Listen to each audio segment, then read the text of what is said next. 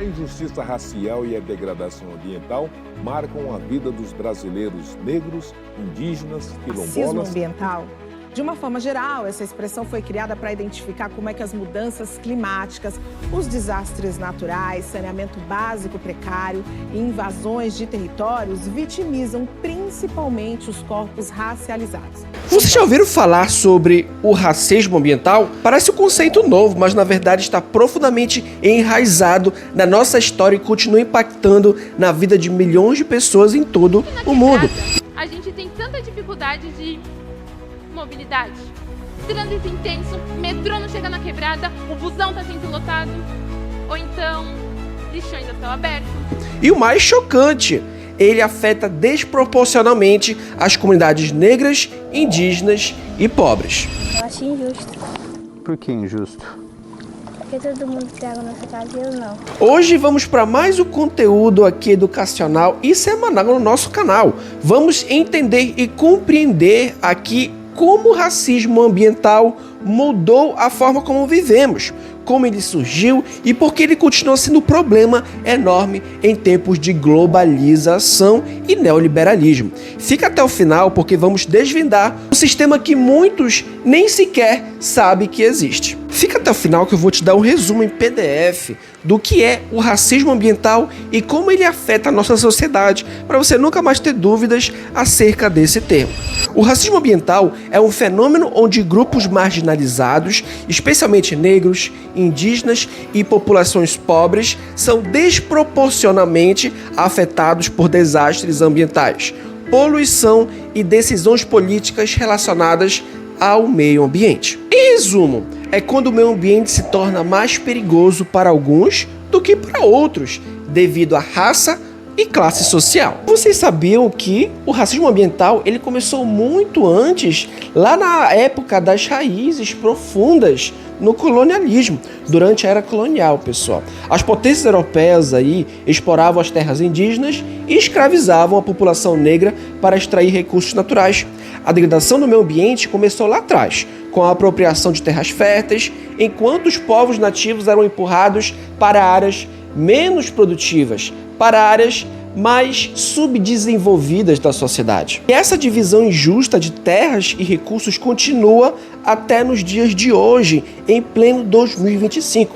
As populações indígenas e negras ainda vivem em áreas mais vulneráveis, com desastres ambientais mais frequentes, enquanto as áreas urbanas mais desenvolvidas ficam nas mãos de elite e com maior proteção ambiental contra desastres ambientais, contra furacões, contra tsunamis, contra chuvas intensas, contra deslizamentos de terra. Como eu falei anteriormente, as comunidades negras e as comunidades indígenas, elas sofrem de forma desproporcional com os impactos ambientais, seja com despejos forçados de esgotos, ocupações em áreas de risco, falta de saneamento, são alguns exemplos, além do que eu citei anteriormente, de como essas populações continuam sendo marginalizadas. Vocês sabiam também que em muitos lugares essas comunidades são forçadas a viver próximas a fábricas altamente poluentes ou em áreas de risco para enchentes e desastres naturais?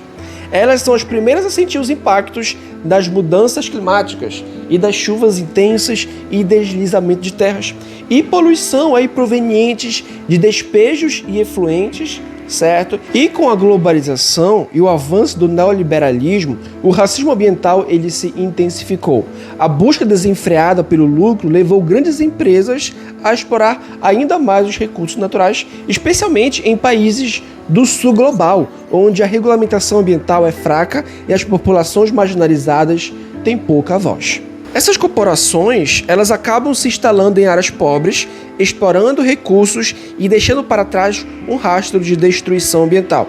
E tudo isso alimenta o ciclo de pobreza e da exclusão social. O racismo ambiental, ele não afeta apenas o meio ambiente, ele perpetua a pobreza, a violência e a exclusão social.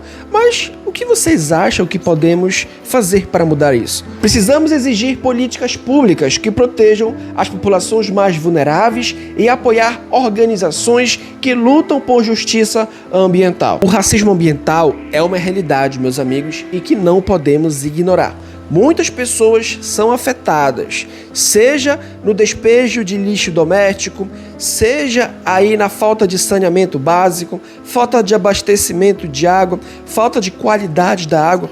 Tudo isso está dentro do conceito de racismo ambiental. É a falta de conscientização do governo, certo? Proveniente na formação de políticas públicas para dar auxílio para essas áreas pobres e subdesenvolvidas. Então precisamos dar uma maior importância para as nossas comunidades pobres, com a universalização do acesso ao saneamento básico, começando por aí, dando aí 100% de abastecimento de água, dentre outros pontos como a coleta seletiva de lixo.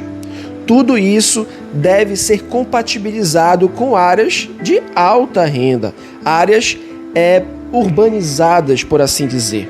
Isso precisa estar equilibrado, é necessário essa universalização aí ambiental, social e econômica. Como prometido, vou colocar o PDF, um resumo aqui do que é o racismo ambiental e como ele pode influenciar negativamente na nossa sociedade, principalmente nas comunidades subdesenvolvidas que não tem tanta atenção do governo. E você pode ver também aqui no card do nosso vídeo como vive hoje em dia as nossas comunidades ribeirinhas que não têm aí 100% de saneamento básico. Tá bom, meus amigos? Não se esqueça também de deixar o like nesse vídeo, se você quer ver outros conteúdos relacionados a esse, deixa o like e se inscreve no nosso canal, ativa o sininho e eu vou ficando por aqui. Até mais e um abraço.